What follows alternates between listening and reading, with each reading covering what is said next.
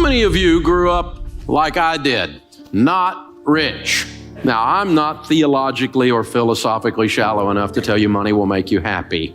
Money will not make you happy. You get more money, it will make you more of what you are right now.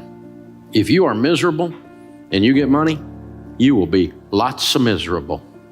If you're a jerk and you get money, big jerk. And it'll mess with your family too. So money is not going to solve your problems, it's going to make them bigger. It's also going to make your opportunities bigger. If you're a generous person, your generosity will go into overdrive. You'll be outrageously generous. And you get a lot of money, we'll call you a philanthropist. Cool word that means you give a lot of it away and you have a blast doing it. You found the most fun you'll ever have with money when you find that. So we live in a cause and effect world. What you plant, you will harvest. You will reap what you sow, right? So if you plant stupid, you will get a crop of desperate. I've done it. And if you plant corn, don't be looking for beans to come up. Don't be shocked by, because what you put into your life is what you're going to get out. So we found that there's 5 things that if you do these 5 things with money, over a period of time, like 10 or 15 years, you will build a level of wealth 100% of the time. And now I said a level of wealth. I don't know what level because I can't predict car wrecks and cancer. I can't predict tragedy.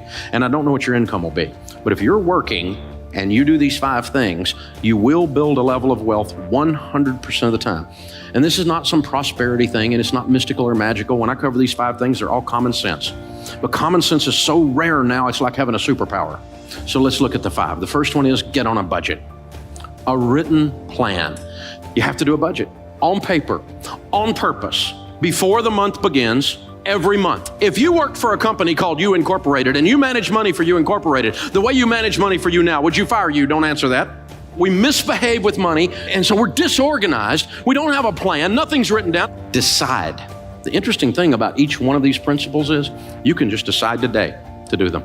I had a guy working for me, and he was not doing his process right, and I sat down, I said, this is what you need to do. And he goes, well, it's not the way I do it. And I said, change. And he said, well, I'm not like you. And I said, change. You can decide today to be good at this or leave. You can decide. You can decide to do a budget today. Get out a yellow pad or go free budget online, everydollar.com. You can decide today. I'm going to start managing money well today. Because you're going to keep getting what you've been getting if you keep doing what you've been doing. You know this, right? Sowing and reaping. And the second one is you need to get out of debt. Now, we know this one. You knew Dave Ramsey was going to talk about getting out of debt because you know the Bible says the borrower is slave to the lender. It's real. Now, here's the deal. Think about this. Your most powerful wealth building tool is your income.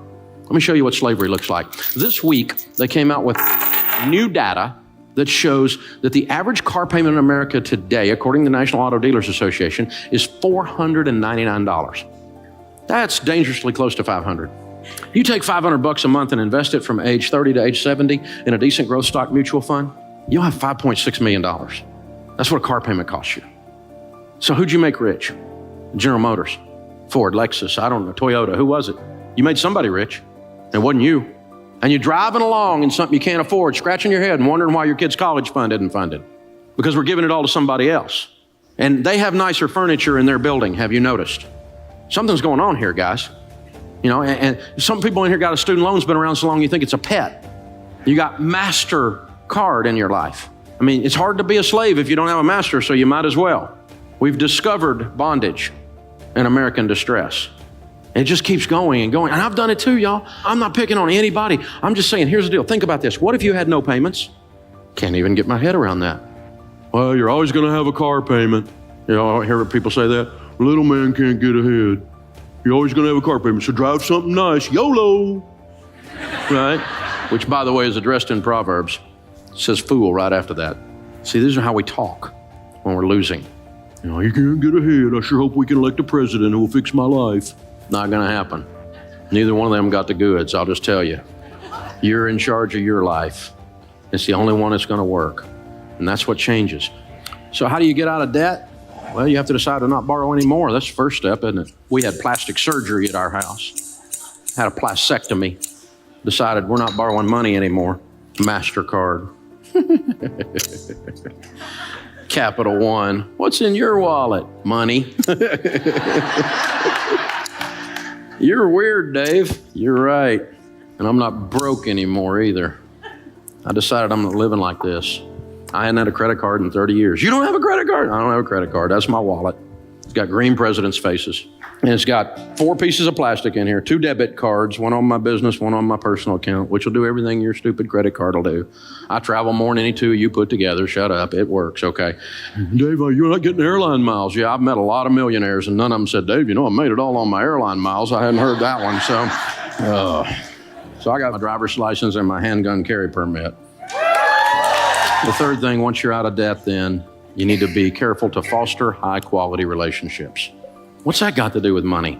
Everything. There's a huge correlation for those that build wealth and who they hang around with, because you become who you hang around with. Have you noticed that? You don't let your kids hang around with little juvenile delinquents, right? If little Johnny down the street's a weed head, you don't let your kid run with little Johnny because you know you're going to have a weed head in your house, right? We know this. So they come home with that mouth on them, and you're going, where'd you learn that? I'll get you knocked in the next week in this house. Where'd you think you could get away with that? I'll take you out and make another one look just like you. It's because they're hanging out with little Johnny, right? You know what happens. We're the same way, y'all. We're the same way. You talk like the people you hang around with. You read the books they talk about. If you don't read and all your friends watch The Bachelor, well, here's a clue, okay? Here's what's going on. If this is all you know about is reality TV that's not a reality, probably we need to change our diet, Read a book. And so Charlie Tremendous Jones said, 5 years from today, you'll be the same person you are today, except for the books you read and the people you meet. Don't be deceived. Evil company corrupts good habits. And do you know this? The studies have shown that over a 10-year period of time, that your income will become within 10 to 20% of the average of your 10 closest friends' income. Because you have the same habits they've got. You have the same diet into yourself that they've got. You'll have it. You can't stop yourself from doing it. You will become who you hang around with. And all the studies show that we have a tendency. Now, that's not to say I'm some kind of snob and I don't have any friends that aren't rich friends. Not that at all. I have lots of friends, but my closest hangs are people I want to be like.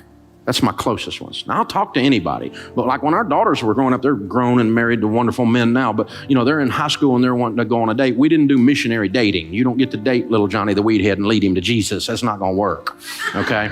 We're not doing this. Little Johnny could go to camp and get saved again. We'll work on this, right? And so, no.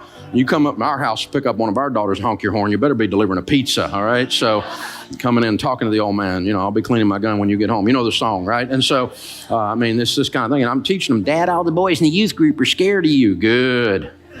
Keeps away 2 things you don't want, baby doll. You don't want jerks and you don't want wusses. And if I can keep both those away, and then I can teach you how to keep them away, you can pick good. And guess what? They both picked good. They married studs, man. I got some son-in-law, unbelievable. Man, my sons-in-law are awesome. And it wasn't an accident. You see what I'm saying, y'all? You need to make these choices very, very carefully. The 4th thing is you need to save and invest. In the house of the wise are stores of choice food and oil. Wise people save money. That's what this means. And so it was used in the marketplace, like we use green presidents' faces, as a medium of exchange. If you had a carafe of oil, you were ready to do business. It was a sign of wealth. There were 2 classes of people, poor people and rich people. Most of the people were poor people. This is the Mediterranean. We're talking they ate hummus and olives, no meat. A little bit of bread, maybe a fish if they got some meat, but that was it. Rich people ate what we eat every day. Spices, good meat, Charleston food scene. You know what I'm saying, right? Cooking it up right. That's fine food. Stores of choice food and oil. Choice food and oil are symbols of wealth. So let's read that again. In the house of the wise are stores of money. By the way, the rest of that one says, and a foolish man devours all he has. If you spend everything you make, the Bible just called you a fool again. I've been a fool. Call me a fool too. And I decided to change. Wise people save money. Why? Well, to start with, we save for an emergency, right? Grandma said it. She said, save for a rainy day. It's going to rain. You're going to have a car wreck. You're going to lose your job. Something's going to happen. You're going to need some money. Dave, you need to be positive. I'm positive. It's going to rain. Something's going to come up. This one I don't understand. Unexpected pregnancy. Say what? Okay. But people come up with all kinds of things that are emergencies, right? Something's going to happen. And then you need to save and invest so you retire with dignity. I'm going to spend everything I make and hope the government, which is well known for its ability to handle money, will take care of me. Dumb idea. I'm not even sure some of them have opposable thumbs up there. You know what I'm saying? It's just ridiculous. And we're counting on them in some whacked out kind of way to come be. They're not coming. There is no white horse. There is no Calvary. You're it, okay? You are in charge of your destiny. And that's great news. And so, all worried about the election, and I'm not worried about the election because I made money under both parties. Turns out it wasn't up to them in either case. I've lost money under both parties. None of them sent me a check. They all just want money. They're extracting like a tick, extracting blood all the time. That's all they do. This is the deal.